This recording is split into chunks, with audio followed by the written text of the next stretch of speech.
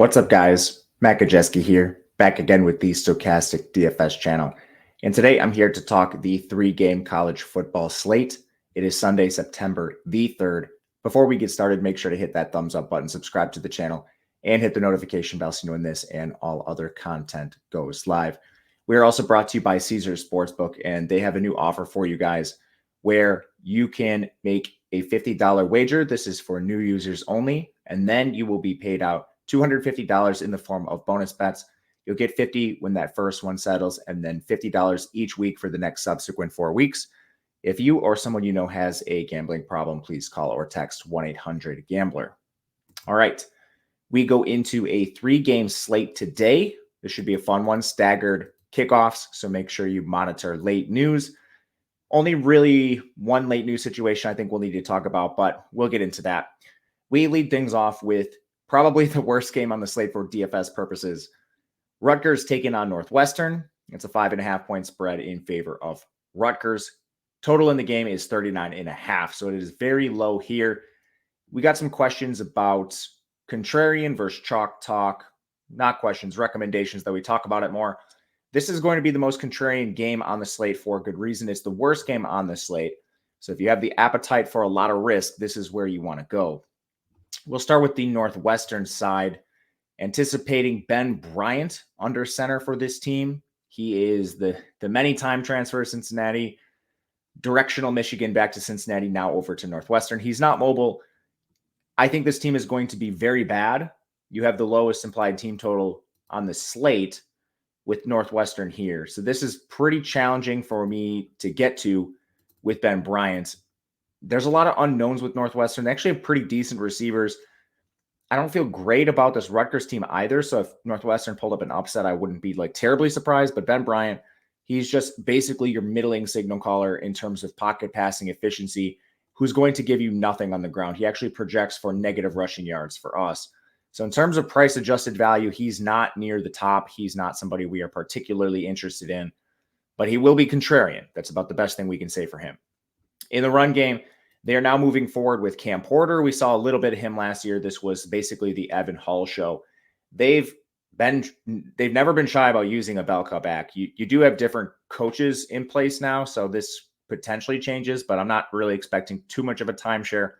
Cam Porter at 4,800 is extremely cheap. Expect him to be pretty popular today just based on the price tag for him. I'm anticipating a lot of lineups probably having Cam Porter and then some combination of a Josh Williams or a Trey Benson here. But this is a team that's thrown a ton to their running back. Evan Hull had a massive target share last year. We do have some different situations. Of course, new QB, new coaching staff, really. So, we'll see. But Cam Porter immediately projects pretty well. For those of you that think it might be a bit more of a timeshare, Anthony Tyus is the guy I would project as the backup. He'd be more of your deep GPP consideration. At receiver, this is not a place I have a lot of confidence. They lose basically their top two guys. Now you move forward with Bryce Kurtz, who played a bit last year, Cam Johnson, an Arizona State transfer, a Vandy transfer. This is a 2-time transfer, and AJ Henning, a Michigan transfer. So right away, I think they are slightly more talented in this group. Getting, Henning from Michigan is pretty big for this team. Cam Johnson, I'm not sure the overall talent level. He played a ton at Vandy and then couldn't play at Arizona State, so I'm not sure there. And Bryce Kurtz, he's just a holdover from the previous years. If I were targeting one, it would be Henning for me. Just the combination of that price tag and projected role at talent level. The last guy to mention here is Calvin Johnson, the second. He is a guy that the beat reporters have been talking a lot about. Don't feel great about his role just yet, but if you're throwing a dart, 3,300, that could make sense. And again, these are all contrarian plays, not main lineup guys. Going to the Rutgers side, a little more interest here. Gavin Wimsatt does have some mobility. He's the signal caller, 6,700. It's not a great price tag on him. He's close enough to some of the elite guys where I think he's still going to be just a contrarian GPP play. Don't expect a lot of ownership on Wimsatt. Passing efficiency has been okay. The problem with Wimsatt in the past has been we just haven't seen a ton of his sample. He gets hurt really often. And finally, we have him under center for a full season. So we'll see what he can do. For contrarian plays, I would rather hit Wimsatt than play Ben Bryant just because of the mobility. The backfield here, expecting a committee. They've used Sam Brown, Kyle Monangai, Aaron Young, and Al-Shadi Salam in the past. I think Sam Brown leads a committee here with Monangai functioning as a change of pace, Aaron Young and Salam basically playing a situational backup role. This is my take. They did not release a depth chart, so take this for what it's worth. This is a spot on a 3-game slate if you're playing some of the larger contests where you can throw some darts just because of the uncertainty here. They should have no problem running on this Northwestern defense. Rutgers has a decent O-line. They're going to run a ton. I'll take shots here, and I'll do so across the board. Again, my feeling is it's Sam Brown as the lead back, Monangai as the change of pace, Aaron Young and Salam as situational backups. Receiver, again, my take, no real depth chart released by the team. I think we have Isaiah Washington, Christian Dremel, and Chris Long as the starters. Don't feel great about this. Washington's been basically the most productive person for this team throughout the last couple years. Chris Long, he's played situationally, and Dremel, he's like barely played at all. So as you can tell, Rutgers lost their top 3 receivers, so they're basically starting from scratch. Another guy that's in the mix here is Nassim Brantley. We have him projected as a backup. Again, this is my take, nothing that the team came up. And Jaquay Jackson, he's a transfer. If you're getting really deep with this team, which I think you can because the uncertainty, those would be the players I look to. But this is a team that actually has a good tight end, Johnny Langan, former quarterback. They give him rush attempts, which is pretty crazy. So he actually projects for 2.5 rush attempts for us. Pretty good target share on Johnny Langan. He's a player that actually stands out as a price-adjusted player, 3,300 on this slate. I don't think he's going to be particularly owned. There's a couple other min-price guys to get to. So Johnny Langan, I think, is a good play regardless, even in the bad game environment here. Going to our second game, we move to Oregon State, San Jose State. 15.5 point spread in favor of the Beavers. 54.5 total. Very good. Oregon State paces the slate with 35 points in terms of their implied team total. DJ Uiagalelei, the Clemson transfer, comes over. He immediately stands out as one of the top 3 quarterback plays on the slate. He has an interesting price at 8,600, kind of right up there with the elite guys in the latter game we'll talk about. But what I like about Uiagalelei is his mobility. He's more mobile than what we saw from Chance Nolan or Ben Branson last year. And I think they do use him in this capacity. We saw him shave off some weight last year as well and turn that into more efficiency. The one question I have with Uiagalelei versus Jordan Travis and Jaden Daniels is upside. This team is very slow and very run heavy. So he kind of probably needs to punch one in on the ground for this to hit. Otherwise, I'd rather play the elite signal callers in the last game over Uiagalelei. But for tournaments, expect his ownership to be a little lower. The most owned player in this game should be Damian Martinez, the star freshman from last year, broke out over 1,000 yards. They used him heavily.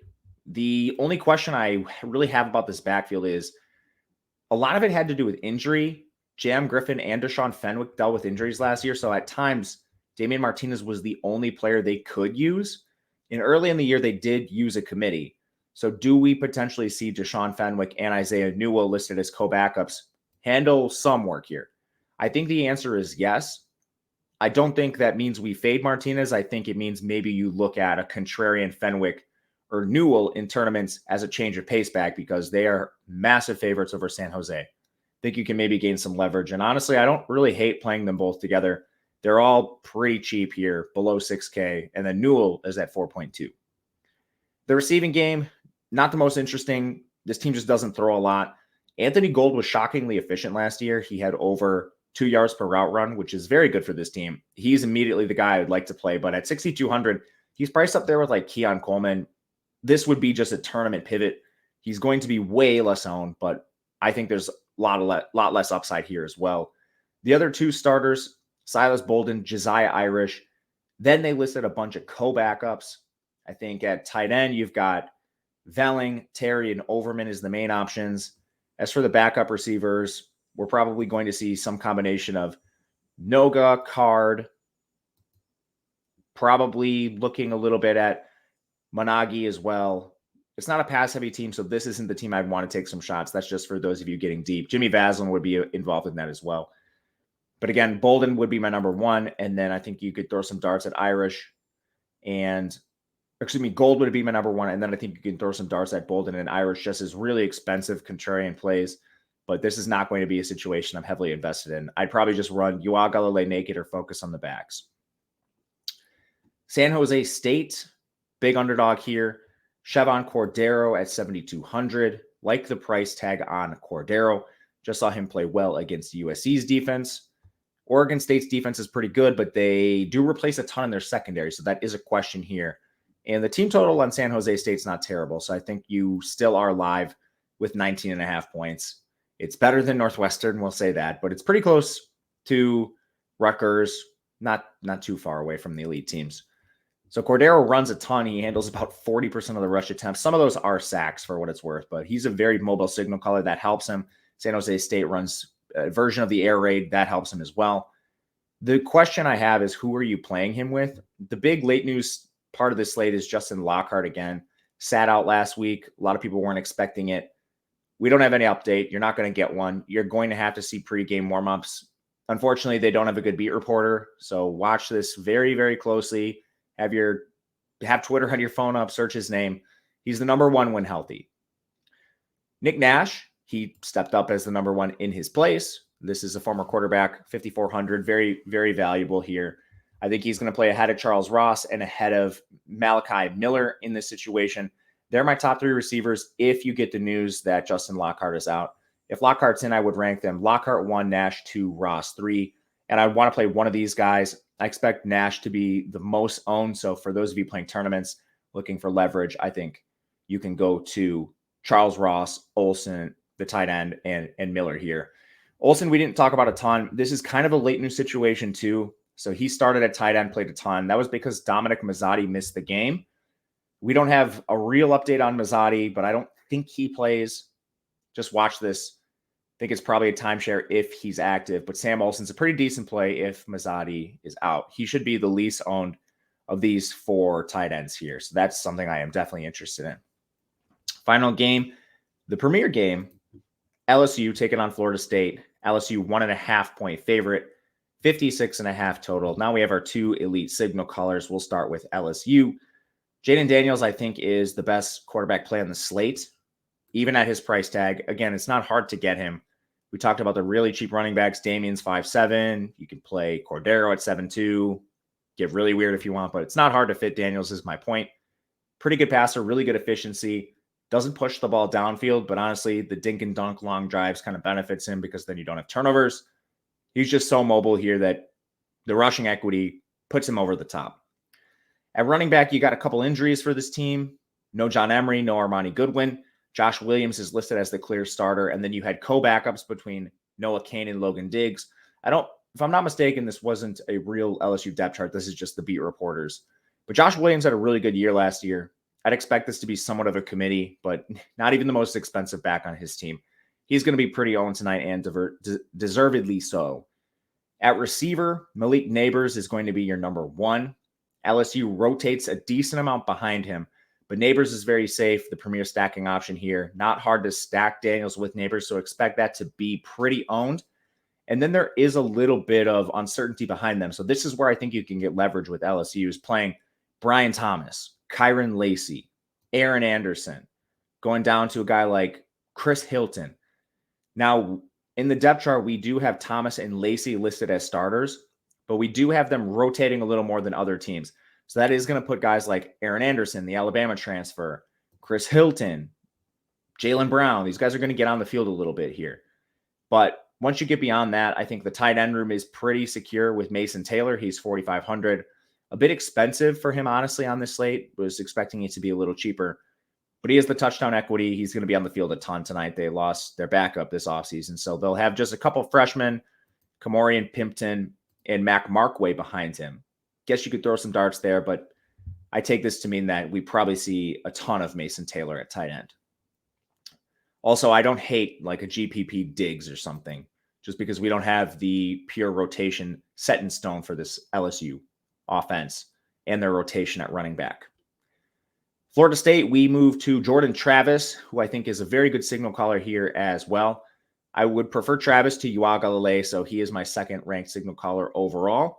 These would be the two guys I use in cash, and I think they will be the two most owned on the slate.